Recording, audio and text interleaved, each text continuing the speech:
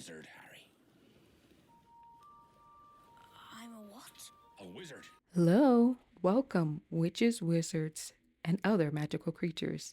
Today, I'll be talking about Harry Potter and the Sorcerer's Stone, or rather, the Philosopher's Stone, while making Hermione Granger in The Sims 4. This will honestly be my first time reading the series in its entirety. I have read the first book maybe when I was like in fourth grade, but I never read it afterwards, and I honestly couldn't tell you why because I do enjoy this genre. I know the books garnered a lot of popularity throughout my childhood. I grew up with the series getting more and more popular, especially as they started to come out as movies. I did end up watching the movies, but not enough to the point where I understood everything that was going on. And usually, books tend to carry more history, secrets, character growth than a movie might. So I decided to read the books first, and then eventually, when I finish the entirety of the series, well, just 1 through 7, I know there's other books out there that aren't really technically a part of what the main books are, and I will probably get to those later. But as I get through 1 through 7, I will end up watching all of the movies afterwards and see how that also differs. So, why am I reading them now after all these years? And honestly, pure curiosity. And I went to Diagon Alley and I've ridden a few Harry Potter rides, and I was enamored. I was fascinated. I was so interested in the development, how big the world of Harry Potter was. Diagon Alley, Hogwarts, and probably many more places that I'm not entirely sure of in the world itself. And I remember when I went, it was during the Halloween time. So it was during the performance of the Death Eaters. And I remember them, of course, throughout, like, they were throughout TikTok. They were all over the place. And I thought, I should go see that performance.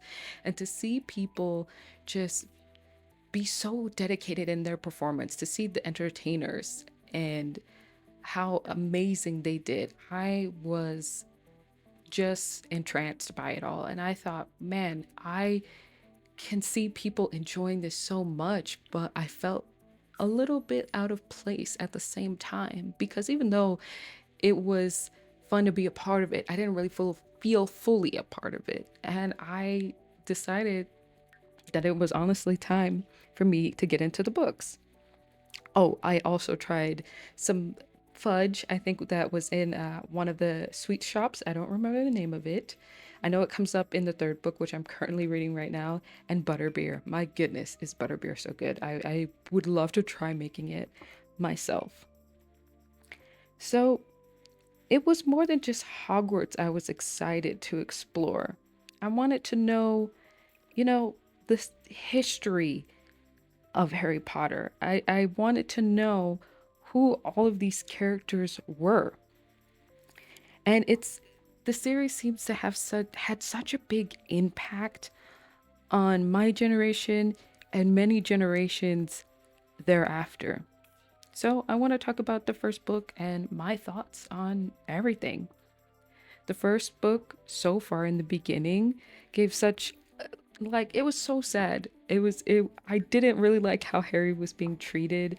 I was also kind of questioning, why is it that Dumbledore decided to like just set him up with this family? And maybe it was for a specific reason.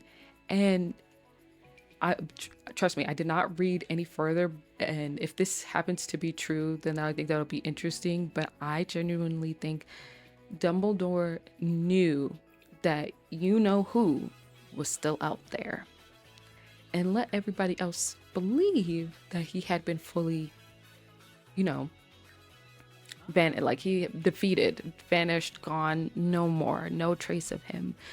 Even his followers. I just don't believe that someone could send a child off to these horrible people when there was probably someone else who probably could have taken care of him in the magical world.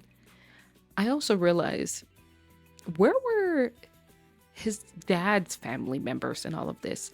Is that ever talked about? Maybe I'll get to that eventually.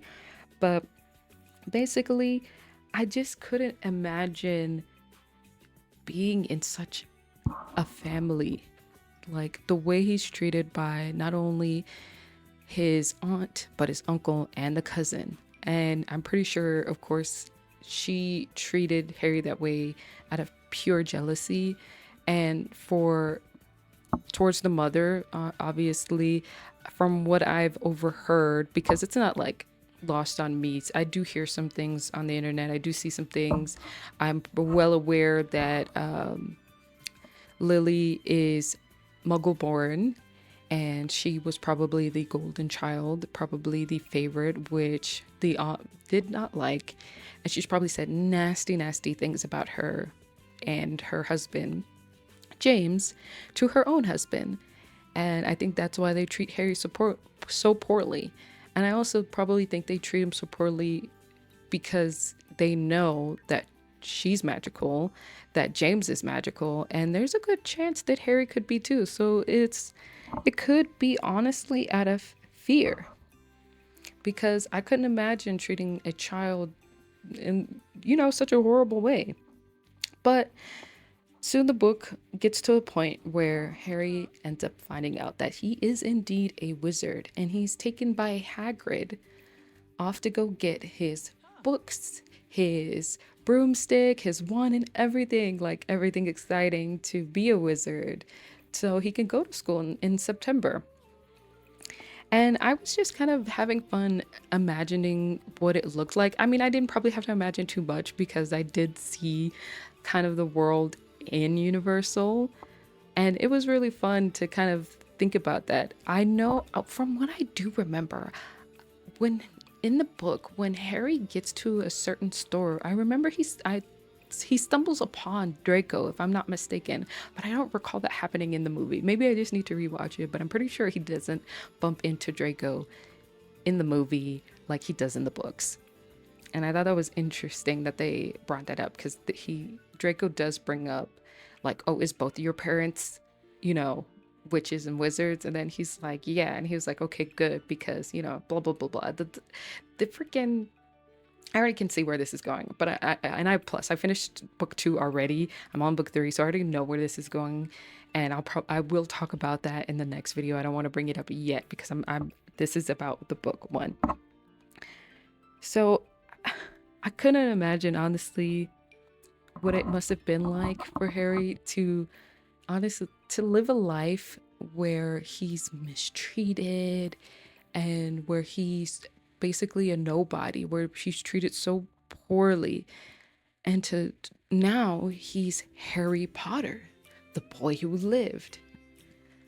It must have been so genuinely confusing for him, but at the same time, finding out that there's a chance that he can live a new and better life was also just as exciting as it was terrifying. If you know what I mean. Like, aside from the fact that there's probably more things about his family that he doesn't know, and he's probably angry that he didn't know, he's probably also excited that he can finally escape the Dursleys.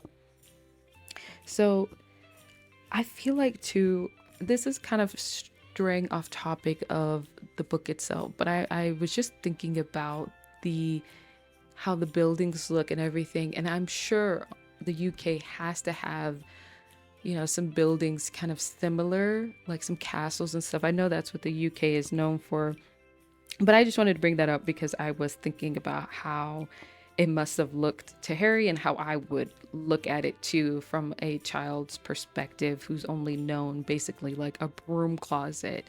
And this world must have looked as fantastical to him as it probably does in a reader's mind when they're first reading Harry Potter. So I did feel that bit of childhood wonder and excitement. And now we're going to get into when Harry gets to Hogwarts, like after he decides to get on that train, which I also think was a really fun, cool concept, that they have to go through 3/4, platform 3/4, something like that, 9 3/4, and they have to get through that platform, which has to be frightening. But once they get on the train, I think that's super fun, super cool. They get these little candy carts that come around and everything. But when they get to school and they get to the sorting hat, I thought that was a very interesting thing that they get sorted into their houses. And Harry could have been put in Slytherin, but because he chose and wanted Gryffindor, he was simply put there. So, entirely, what could be the point of the sorting hat? Most kids seem to just be put where they are put. You know, they're told to be put there and they just go with it. They don't even question it. And Harry knows that the hat says Slytherin. He could be put there, but he's like, no. Please don't put me there. Please don't put me with Draco. He's such a terrible kid. He's a bully. He's nasty. And he's like, please put me with Gryffindor. I thought that was pretty interesting that the hat agreed and decided, yeah, okay.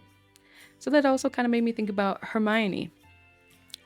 Now, she's one of the most students, if not the most studious students of them all.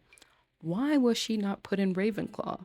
Because from my understanding, Ravenclaw holds the most studious students that want to learn pretty much everything. Did she ask to be put in Gryffindor? Will I find that out later? Like, what happened with that, basically? And another character that I didn't bring up yet, I do enjoy, is Ron Weasley. I feel like he is such a loyal and brave, courageous friend. I can see why he's put in Gryffindor. I couldn't imagine him putting him anywhere else. But from what I remember in the movies, he always seemed kind of like a chicken and a scaredy cat to me. Like, I knew he was like Harry's close friend from what I could like think in the first movie. Because like I said, I don't remember the other ones and if that's the same, or how they changed his character, if he became more courageous overall. But I do remember all of his goofy faces where he's scared and everything like that. And he has a different vibe in the books. And I prefer him in the books 100%. And I'm very curious to see how this trio, Hermione, Harry, and Ron, end up growing as characters, how powerful they end up getting in the end, how they end up helping each other find out more about Hogwarts and what is in this school and what they can learn, things like that. And honestly, the books could probably end up covering any questions that I may have, especially about Hermione and Harry could have been possibly put in other houses, but in the end were both put in Gryffindor and things like that. So I'm really excited to see where the books goes, and I want to know what adventures the trios will encounter next. I mean, I already kind of know from, like I said, book 2, and I'm like partially through book 3, but I know there's like 7 books, so there's got to be 4 more books, 4 more things, 4 books full of things that I'll end up learning, and it might open my eyes. Also, speaking of things, secrets, histories, what is up with Dumbledore? I feel just like there's just something about him that he just knows more than he ever lets on, and I don't understand why that is. And I'm pretty sure that is discussed later on, and it's just, I have to just keep reading to eventually uncover it, and probably everything at the end of this will all make sense. But as of right now, I'm just going to enjoy the ride, and I'm just going to continue to talk to you guys about how I'm feeling about these books and these characters and everything like that, with, Draco, Professor Snape, Neville Longbottom. I didn't really talk about them too much because I feel like after reading 2 and 3, there's definitely a lot more. I'll probably talk a lot more about them in those other books. I might maybe even do just a video specifically on them and what I think about them, because I do plan on the next one being a little bit more about like Ginny and her character, because she seems to be someone that also might make a more, you know, a more of a bigger appearance later on in the books, because from what I remember in the movie, like I said, I remember bits and pieces, and I don't really remember Jenny really being that big of a character. But from what I saw on the internet, she's definitely a character you do not want to really trifle with, and she's very an interesting one. So I can't wait to see where she goes. But I will stop there, and I won't talk about her any further, and I will leave that for the second book. And I think that'll be it for me about Harry Potter and the Philosopher's Stone.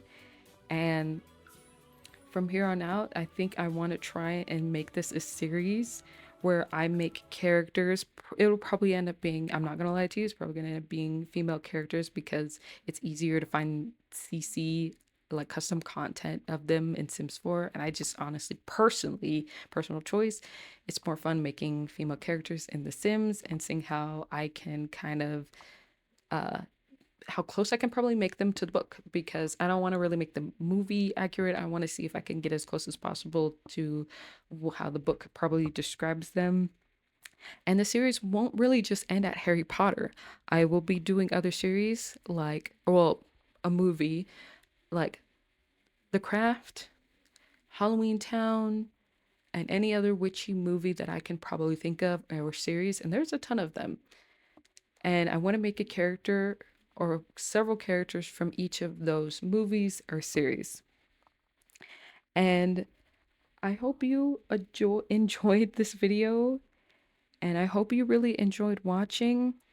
And I thank you for coming along to take a watch. I hope to see you in the next one. Thank you again for watching. Bye bye.